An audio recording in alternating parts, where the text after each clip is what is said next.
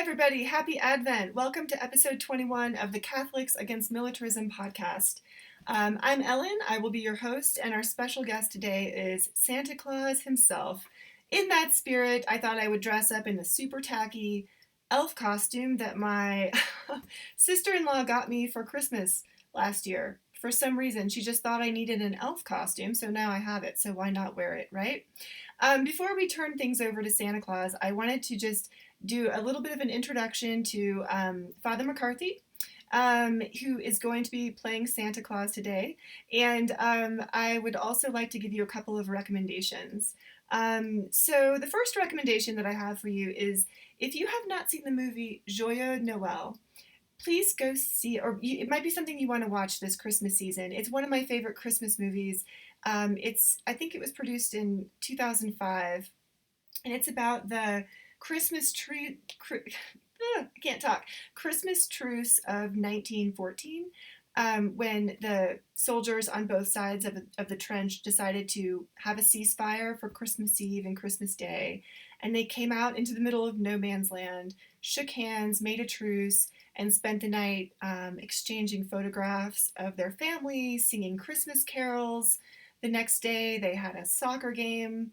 It is a fantastic movie, and it shows just a little glimmer of hope, the good news, the message of Jesus to love one's enemies in practice, in the real world. This really happened. It's a true story.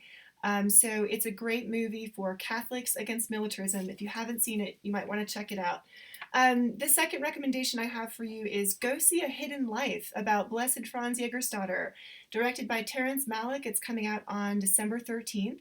And for those of you who don't know who Franz Jägerstätter is, he is a Catholic conscientious objector who lived in Austria during World War II. He refused to go fight for the Third Reich, and for that he paid with his life. He had a wife and 2 kids, and he just couldn't believe that as a follower of Christ and as a Catholic he could go fight in that war. So he ended up being beheaded on August 9th, 1943.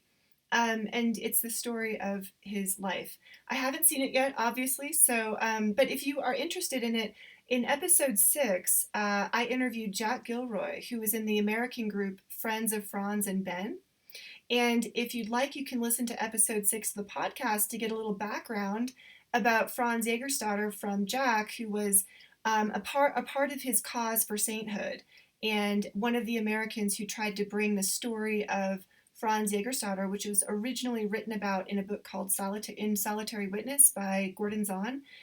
They tried to bring that story to the States.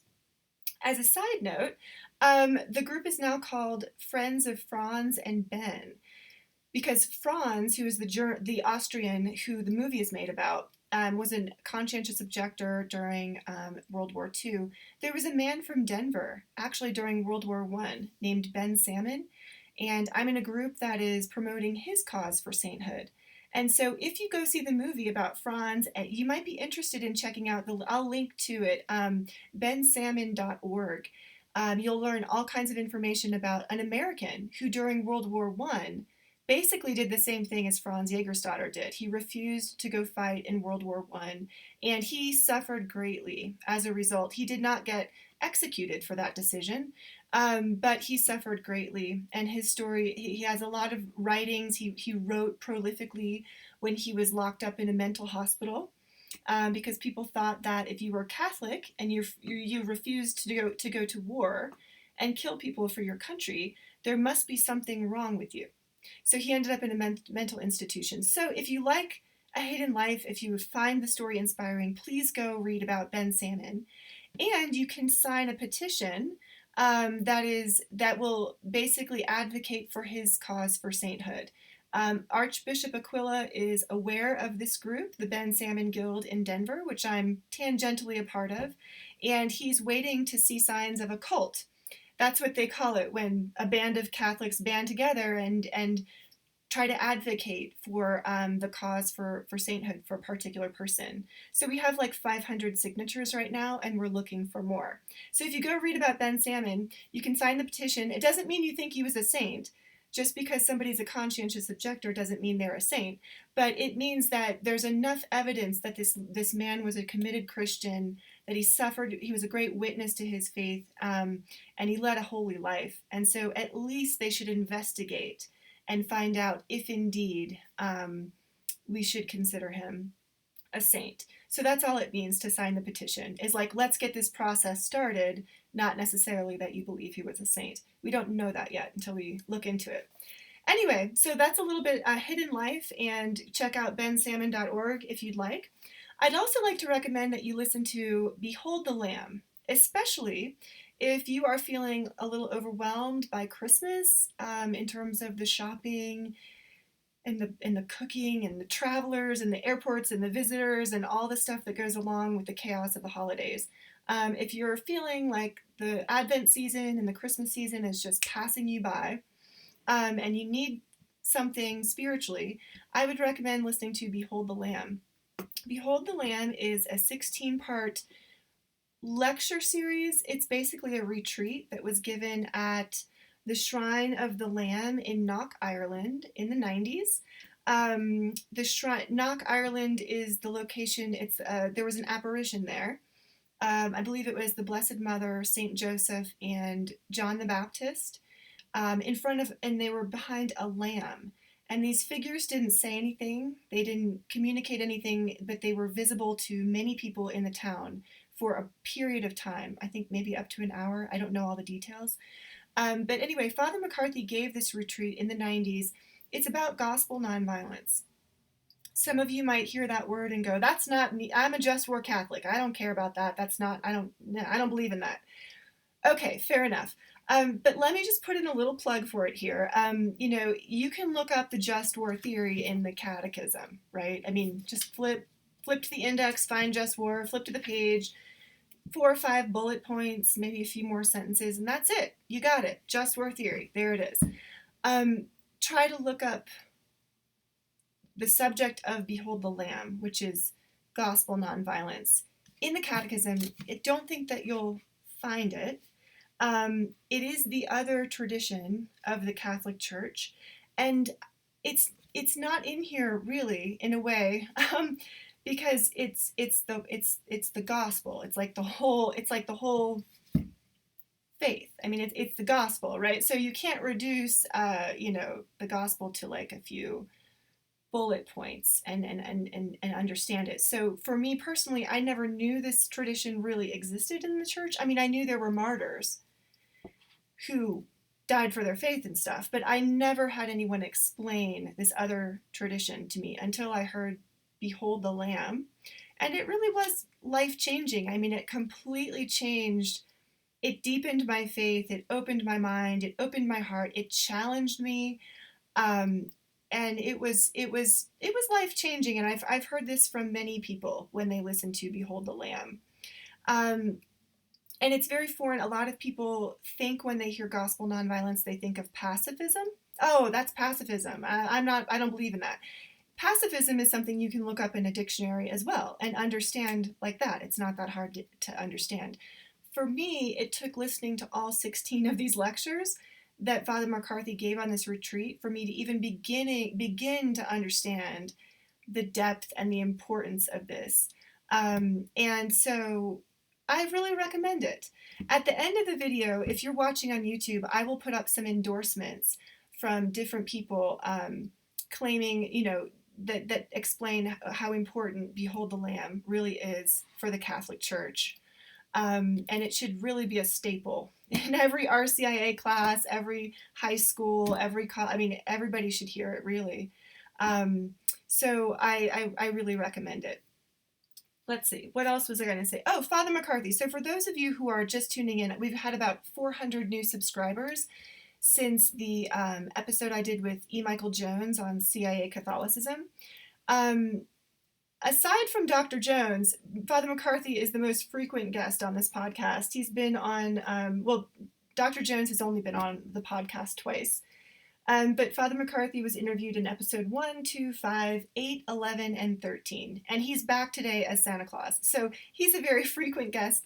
For those of you who came from the CIA Catholicism video, I do have a way of tying in what I'm trying to present you today with Father McCarthy and Behold the Lamb, there is a connection.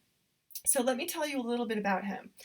And this will tie in with a few of the things that came up with Dr. Jones. So Father McCarthy, in 1969, he was teaching at Notre Dame University. And it was the first year, he was the founder of a new program there. And I believe 1969 was the first year that this program was in existence. It was called the Program for the Study and Practice of Nonviolent Conflict Resolution. And they were teaching nonviolence from a Christian perspective. Interestingly enough, if you watched episode 20 with Jim Douglas was the first guest lecturer, guest professor for the semester, for the program that Father McCarthy started in 1969. So Jim Douglas was at University of Notre Dame in 1969 teaching in the program for the study and practice of nonviolent conflict resolution that Father McCarthy had started. So those two go back a long time. So it was that summer that he was teaching, and in the fall there was an incident, but it goes back to 1967. So 1967, 2 years before, the CIA and Dow Chemicals came to Notre Dame campus to recruit Catholics to work for them. So in 1967, they went to 2 rooms in the administration building, CIA in one, Dow Chemical in the next one, and they tried to get Catholics to come and work for them, offering them, doing interviews, recruiting. So at the time, this was the height of the Vietnam War, and Dow Chemicals was pretty much the symbol of everything that was wrong with that war, morally wrong with that war, because they were the producers of napalm, which was being dropped on the jungles of Vietnam, on the rice paddies. They were being dropped on innocent people, these napalm bombs. They were burning everything, the vegetation, destroying the environment, destroying the people, burning people. And so they were really the symbol of the height of evil that was that war. So naturally, in 1967, students came out to protest their presence on a Catholic campus, to recruit Catholics to fight in a war, to aid the war effort by working for the CIA. The CIA in Vietnam, that's a whole different thing. But it was controversial, to say the least, right? So they protested it in 1967. In 1968, they came back. CIA, Dow Chemicals, in the same 2 rooms in the administration building to recruit Catholics to come work for them. Once again, big demonstration. The students came out for it. Nobody wanted them there. They did not believe they should be on a Catholic campus. And I would sympathize with that. 1969 comes around. This is the first year of Father McCarthy's program. And they come back, same 2 rooms. They go to the same 2 rooms in the administration building. Everyone knew they were coming. It was going to be controversial for the 3rd year in a row. And some students came and sat in the hallway and had like a protest that was like a sit-in the hallway. No violence, no shouting, no yelling, just making their presence known. And an administrator at that point walked through and grabbed 10 student IDs from 10 random kids. And then those 10 kids got expelled from the university. So problematic on a variety of different levels. But Father McCarthy felt that was really, really unjust. It was really an arbitrary exercising of power. Of course, it was a big deal at the time. Apparently, the media, the corporate media, state media, in a lot of ways, applauded this action by Hesburgh because, he's bringing order to his campus. He's not going to stand for any of this malarkey, right? So it was roundly praised by everyone as a great thing. Meanwhile, these 10 kids got expelled. As a result, Father McCarthy ended up resigning his teaching position at Notre Dame. He had a law degree at that point. He had been to law school, and I think he was teaching humanities. And he had started this program, and he really felt his conscience was telling him that the students were right and the administration was wrong. So his conscience would not allow him to stay there. So he resigned in protest. Now, another little interesting tidbit to this story that kind of ties in with the E. Michael Jones. With E. Michael Jones, we talked briefly about Father Peyton's rosary. And so Father Peyton came up in this interview. Just as a side note, I got these details the other day from Father McCarthy. The summer before this all happened in November of 1969. The summer before, Father Peyton had heard about Father McCarthy's work with his preaching of gospel nonviolence, his establishment of this program at Notre Dame, and he reached out to Father McCarthy and said, I really like what you're doing. I want to help you. We need to get this message out. So he flew Father McCarthy and his wife and his 2 kids at the time out to Hollywood, put them up in a hotel, and they all met and tried to figure out, because Father Peyton was known as the chaplain to all the great Catholics in Hollywood. He was very, very well connected by that point. And he didn't want to have Father McCarthy as like a guest on an hour-long TV show or something like that, because it was just too much. Like I said, gospel nonviolence is, people want to reduce it to just simply pacifism. That's not what it is. And it's very difficult to explain to people in an hour-long show without getting overwhelmed with history and theology and all this stuff. So Father Peyton said, why don't we do this? Why don't you go home and write some 30-second spots for gospel nonviolence that won't obviously explain it, but they will pique people's interest. They will make people think. They will make people think twice about the violence of this war and everything else. And so Father McCarthy said, sure. So he went home and he wrote a number of scripts, I don't know, a couple dozen, and sent them to Father Peyton. Father Peyton then wrote back, I think he said it was in September or something, sent him a letter in which Father McCarthy could sign over the legal rights to the scripts, because in order to produce it, he needed the rights. So Father McCarthy signed over the rights to him and sent it back, and no big deal. Father Peyton was then in Chicago in October for something, and he invited Father McCarthy to come out to Chicago and meet him at the Hilton. So they had a meeting at the Hilton in Chicago, a second meeting. Things were all legal. Now it was on the up and up. Things were moving forward.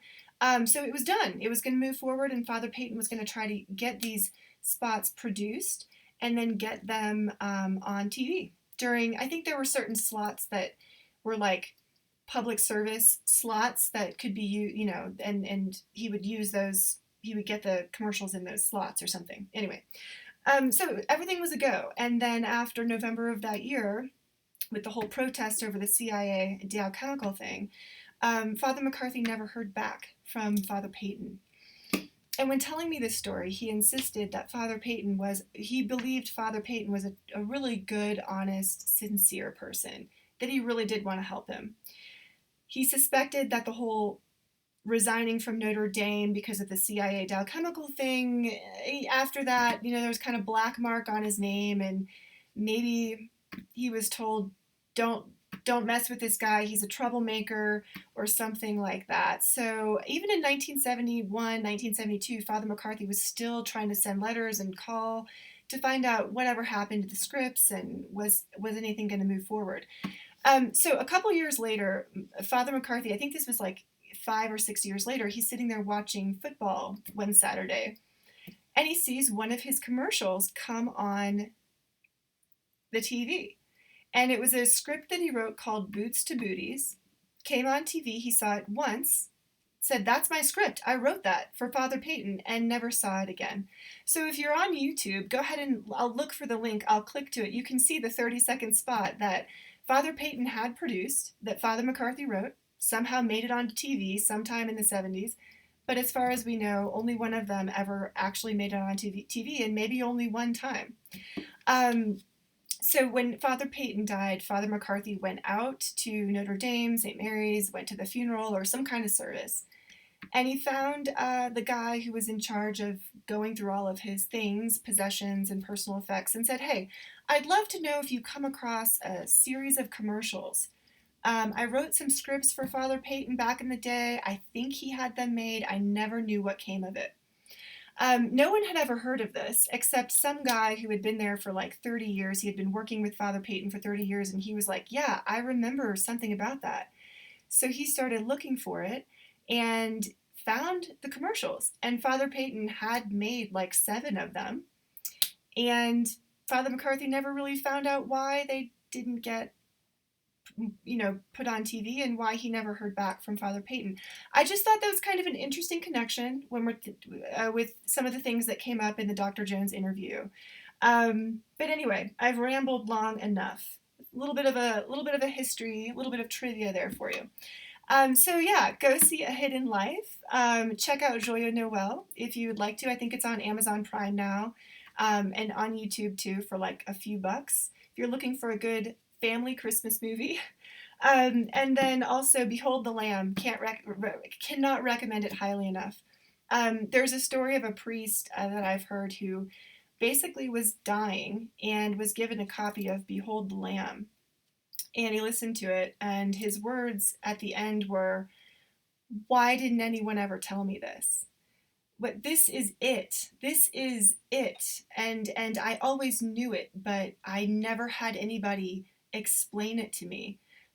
So don't wait. Listen to it now, and then get back to me. Send me an email. If you do listen to Behold the Lamb, send me an email. I'll link to it on YouTube, and let me know what you thought. Let me know if it changed your life, or if you think it's just a bunch of malarkey. That's okay too. But I don't think so. I've never met anybody who's listened to the whole thing and not been profoundly changed by it. So anyway, I'm going to turn it over to Santa now.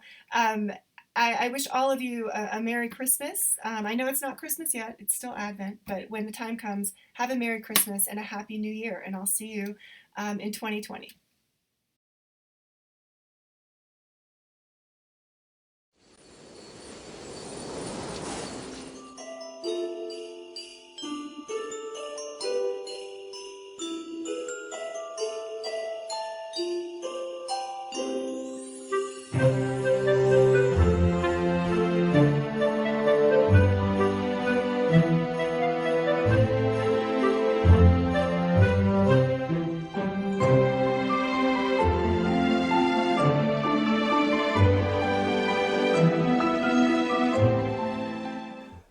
Merry Christmas, children.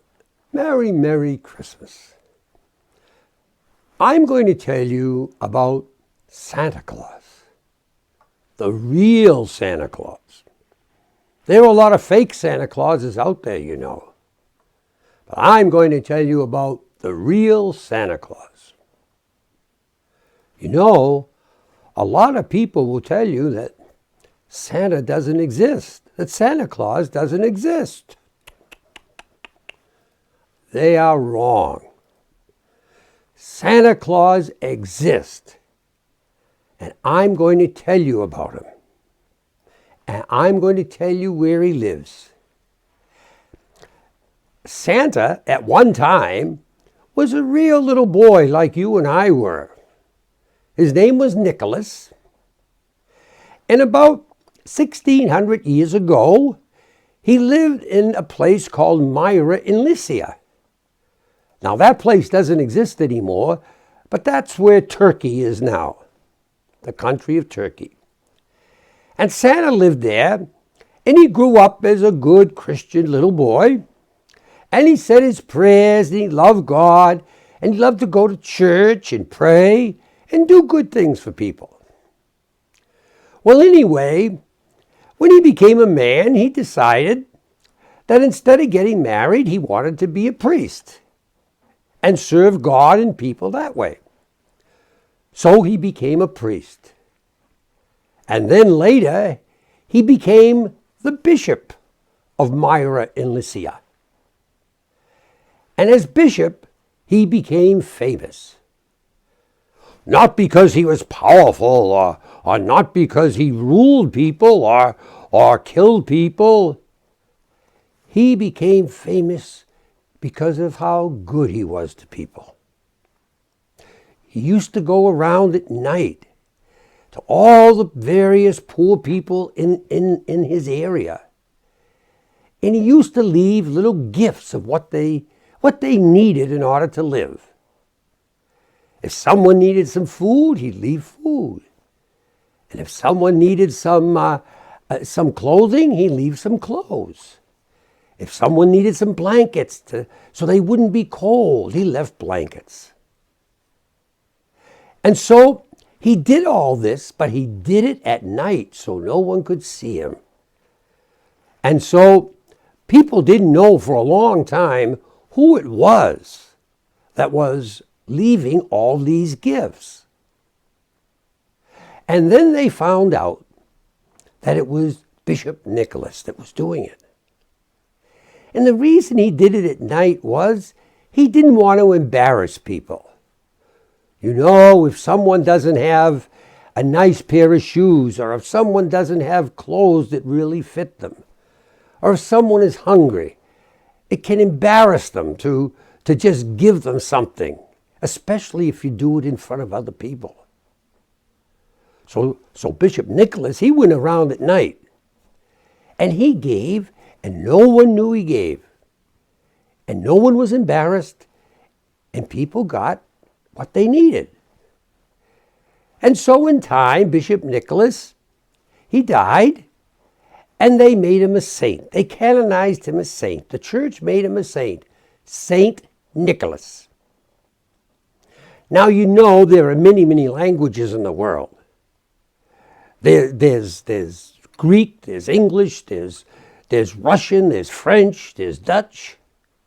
Well, Santa Claus is Dutch for Saint Nicholas. We use Santa Claus, but the real meaning of the word is Saint Nicholas. It points to the Bishop of Myra in Lycia. Now, if Saint Nicholas is a saint, he exists today.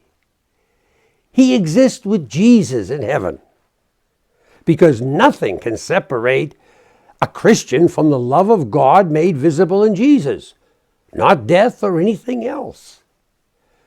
So Santa Claus, Saint Nicholas, really does exist. In his spirit, which is the spirit of Jesus, is the spirit of giving to people, freely giving to people, not asking anything back, but just giving because they need it. And the gifts that he gives are gifts that are good for their body and good for their soul and good for their spirit, as Jesus would give those gifts. So Santa Claus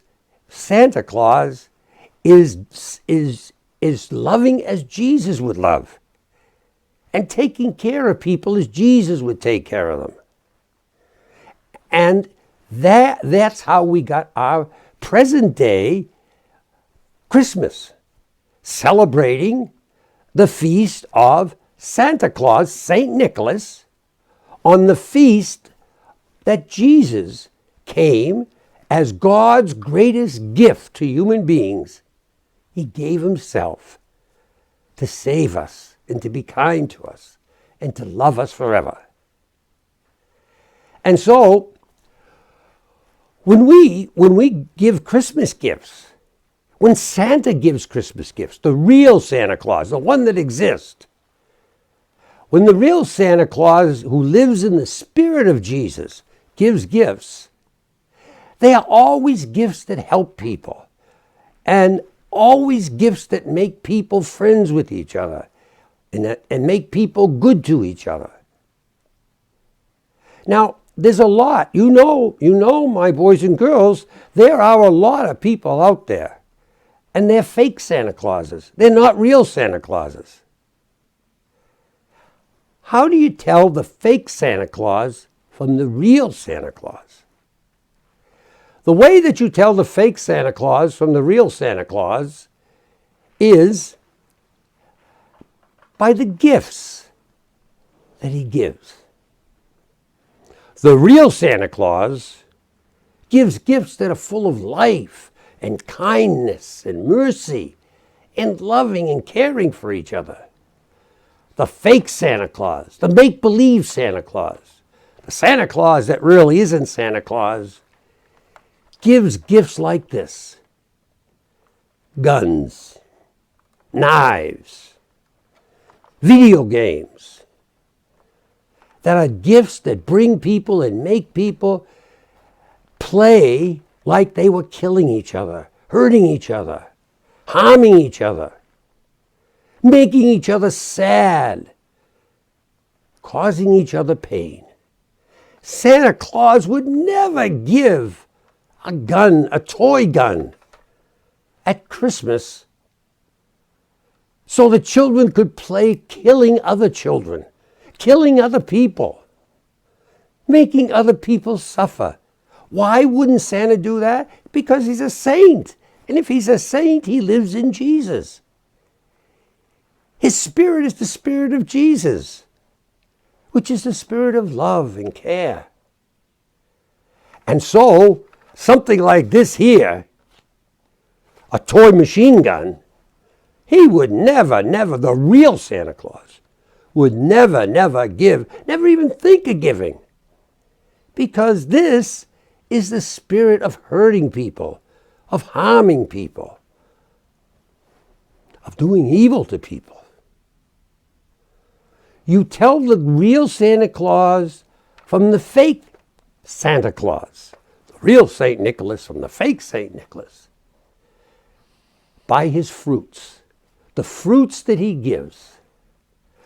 The real Santa Claus gives fruits that really, they heal people, they help people, they make people friends. The fake Santa Claus, those make-believe Santa Clauses, they give children toys that make them enemies of other people, that make them harm other people, hurt other people, make them do what Jesus would never do. And so, children, on this Christmas, Saint Nicholas, who does exist in heaven with Jesus, his spirit, along through the Spirit of Christ, spreads throughout the world. And that is the spirit that he wishes you to receive and to give in your Christmas gifts. So, children, please, no war toys at Christmas. No toys that hurt people or harm people at Christmas. Don't give them. Don't accept them. There's so many other good and wonderful things to give, to make people happy and to make people friends and to give people life. Those video games like Call to Duty and so forth, you know what they are. They're just hurting people, harming people. That's not Jesus, and that's not St. Nicholas. Santa Claus would never give you such a gift. Never.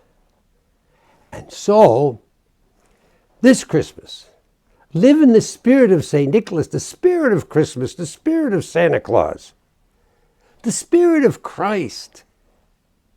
Put the real Santa Claus back into Christmas. Put the real Christ back into Christmas. And take toys that are given in order to make believe you're harming and killing and hurting people out of Christmas. Take the war toys out of Christmas.